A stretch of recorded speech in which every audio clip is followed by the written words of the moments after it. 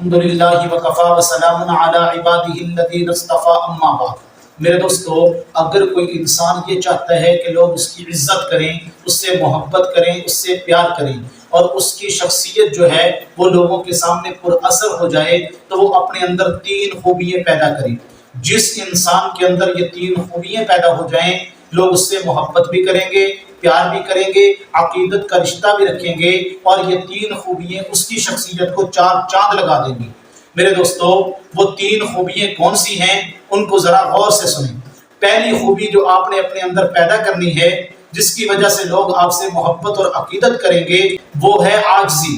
اپنے اندر عاجزی پیدا کریں، انکساری پیدا کریں۔ یاد رکھیں کہ تکبر، اناء پرستی، اپنے آپ کو بڑا سمجھنا، میں ہوں، یہ وہ الفاظ ہیں جو انسان کی شخصیت کو برباد کر دیتے ہیں۔ اپنے اندر عاجزی پیدا کریں۔ قرآن مجید کے اندر اللہ تبارک و تعالیٰ فرماتے ہیں وَعِبَادُ الرَّحْمَنِ الَّذِينَ يَمْشُونَ عَلَى الْأَرْضِ هَوْنًا، اللہ کے نیک بندے وہ ہیں جو زمین پر عاجزی کے ساتھ چلتے ہیں، انکساری کے ساتھ چلتے ہیں، یعنی ان کی ٹور اور چال میں عاجزی ٹپکتی ہے۔ عاجزی ایک ایسی خوبی ہے جو انسان کی شخصیت کو 4 چاند لگا دیتی ہے۔ حضور علیہ السلام نے ارشاد فرمایا من تواضع للہ رفعہ اللہ، جو اللہ کے لیے اپنے آپ کو جھکا لیتا ہے اللہ اس کو بلند کر دیتے ہیں۔ جو عاجزی اختیار کرتا ہے اللہ اس کو بلندیاں عطا فرما دیتے ہیں، اللہ اس کو عزتیں عطا فرما دیتے ہیں۔ اور میرے نبی صلی اللہ علیہ وسلم کی زندگی کو آپ پڑھیں تو میرے نبی کی زندگی کے اندر عاجزی تھی، انکساری تھی، اور یہی میرے پیغمبر کے حسن اخلاق تھے۔ کتابوں میں لکھا ہے کہ فتح مکہ کے موقع پر اللہ کے نبی صلی اللہ علیہ وسلم جب مکہ میں داخل ہو رہے تھے، اللہ کے نبی ایک اونٹنی پر سوار تھے۔ صحابہ کہتے ہیں اللہ کے نبی نے اپنے سر مبارک کو یوں جھکایا ہوا تھا، اور اتنا جھکایا ہوا تھا، قریب تھا کہ حضور کا سر مبارک کجاوے کو لگ جائے، یعنی اتنی عاجزی کے ساتھ مکہ المکرمہ میں امام الانبیاء داخل ہو رہے ہیں۔ کتابوں میں ایک اور واقعہ لکھا ہے کہ غزوہ بدر کے موقع پر سواریاں کم تھی، لوگ زیادہ تھے، تو اللہ کے نبی نے ایک سواری کے لیے 2 3 صحابہ کو مقرر کیا تھا۔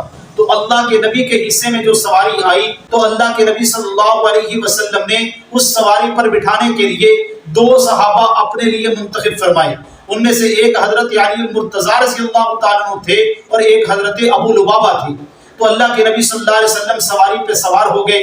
تھوڑی دیر کے بعد امام الانبیاء نیچے اترے۔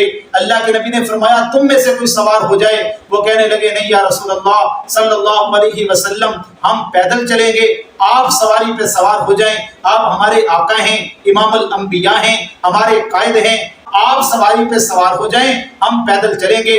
میرے نبی نے عجیب جملہ کہا، فرمایا کیا تم یہ سمجھتے ہو کہ تم مجھ سے زیادہ قوت والے ہو، تم مجھ سے زیادہ طاقت والے ہو؟ نہیں، میں تم سے زیادہ قوت والا بھی ہوں، میں تم سے زیادہ طاقت والا بھی ہوں۔ کیا مطلب؟ اگر تم پیدل چل سکتے ہو تو میں محمد الرسول اللہ صلی اللہ علیہ وسلم کیوں پیدل نہیں چل سکتا؟ یہ میرے نبی کی عاجزی بھی تھی اور میرے پیارے پیغمبر کا اخلاق بھی تھا۔ تو میرے دوستو، اپنے اندر عاجزی والی صفت پیدا کریں۔ جس بندے کے اندر عاجزی والی خوبی آ گئی، اللہ اس کی زندگی کو 4 چاند لگا دیں گے اور اس کی شخصیت نکھر کے لوگوں کے سامنے آئے گی۔ اور دوسری خوبی جو آپ نے اپنے اندر پیدا کرنی ہے وہ ہے میرے دوستو خود اعتمادی۔ خود اعتمادی یہ بہت بڑی خوبی ہے۔ احساس کمتری کا اپنے آپ کو شکار نہیں کرنا۔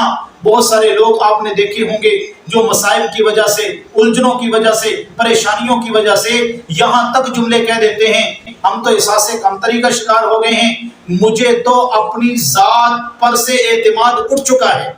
یہ کتنا خطرناک لفظ ہے، یہ مایوسی ہے میرے دوستو، یہ گناہ ہے۔ خود اعتمادی اپنے اندر پیدا کرنی ہے۔ حالات آتے ہیں، مصائب آتے ہیں، پریشانیاں آتے ہیں، یہ باد مخالف ہوائیں چلتی ہیں اے عقاب تجھے اونچا اڑانے کے لیے، لیکن ان مصائب کی وجہ سے اپنے حوصلوں کو پست نہیں کرنا، اپنے حوصلوں کو بلند رکھنا ہے، اپنے حوصلوں میں کمی نہیں لے کے آنی۔ میرے دوستو، اس کو ایک مثال سے سمجھیں تاکہ بات آپ کے سامنے واضح ہو جائے۔ ایک بچہ ہوتا ہے نا دودھ پیتا، وہ ماں کا دودھ پی رہا ہوتا ہے، جب وہ 1 سال کا ہوتا ہے تو اس کے بعد وہ چلنا شروع کرتا ہے۔ جب وہ کھڑا ہوتا ہے نیچے گر جاتا ہے، پھر کھڑا ہوتا ہے، پھر نیچے گر جاتا ہے، پھر کوشش کرتا ہے، پھر نیچے گر جاتا ہے، بار بار وہ گرتا ہے لیکن کھڑا ہونا نہیں چھوڑتا۔ وہ بار بار گرنے کی وجہ سے اپنی ہمت نہیں ہارتا، بار بار کا گرنا اس بچے کے حوصلوں کو پست نہیں کرتا، یہ بار بار کرتا رہتا ہے، کبھی گرتا ہے، کبھی اٹھتا ہے، کبھی بیٹھتا ہے، پھر اس کے بعد کھڑا ہو جاتا ہے، آخر ایک وقت وہ آتا ہے کہ یہ بچہ اپنے پاؤں پہ کھڑا ہو جاتا ہے۔ تو میرے دوستو، یہ ہمارے لیے مثال ہے کہ زندگی کے اندر حالات آتے ہیں، مشکلات آتی ہیں، ان پریشانیوں کی وجہ سے حوصلوں کو پست نہیں کرنا، بے صبری کا مظاہرہ نہیں کرنا۔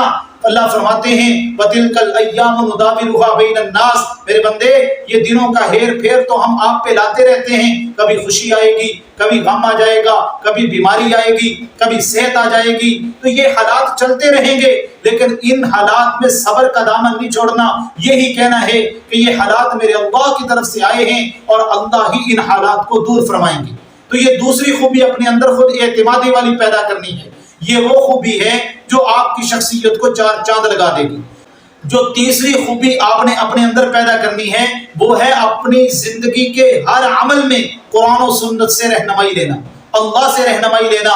دنیا کے اندر انسان کا کوئی ایسا معاملہ نہیں ہے جس کی رہنمائی قرآن و سنت کے اندر موجود نہ ہو۔ قرآن مجید کے اندر اللہ فرماتے ہیں لَقَدْ كَانَ لَكُمْ فِي رَسُولِ اللَّهِ أُسْوَةٌ حَسَنَةٌ، اے میرے بندو تمہارے لیے بہترین نمونہ جو ہے میرے پیارے نبی صلی اللہ علیہ وسلم کی ذات ہے۔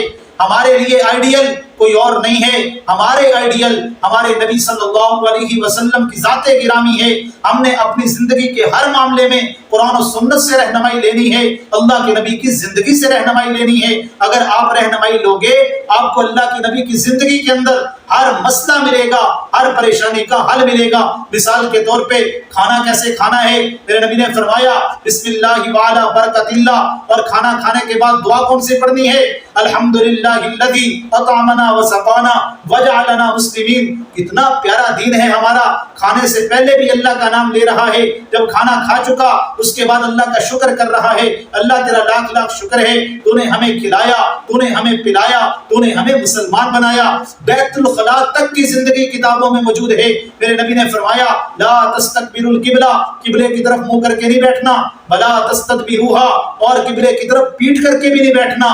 میرے نبی نے فرمایا بیت الخلاء میں جانے سے پہلے یہ دعا پڑھنی ہے بسم اللہ اللہم انی اعوذ بک من الخبث والخبائث۔ جب بیت الخلاء سے باہر آؤ یہ دعا پڑھنی ہے غفرانک الحمدللہ الذی اذھب عنی الاذی وعافانی۔ یہ میرے نبی کی پوری زندگی کتابوں میں موجود ہے۔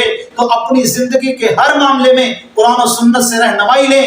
اگر آپ یہ تین خوبیاں اپنے اندر پیدا کریں گے، لوگ آپ سے محبت بھی کریں گے، پیار بھی کریں گے، عقیدت بھی رکھیں گے، اور آپ کی شخصیت جو ہے وہ لوگوں کے سامنے چاند کی طرح روشن ہو جائے گی، اور آپ کی شخصیت اجاگر ہو جائے گی، آپ کی شخصیت پر اثر ہو جائے گی۔ لوگ کہیں گے یہ بڑا اچھا انسان ہے، یہ بڑے اخلاق والا بندہ ہے۔ اللہ ہمیں ان باتوں پر عمل کرنے کی توفیق عطا فرمائے۔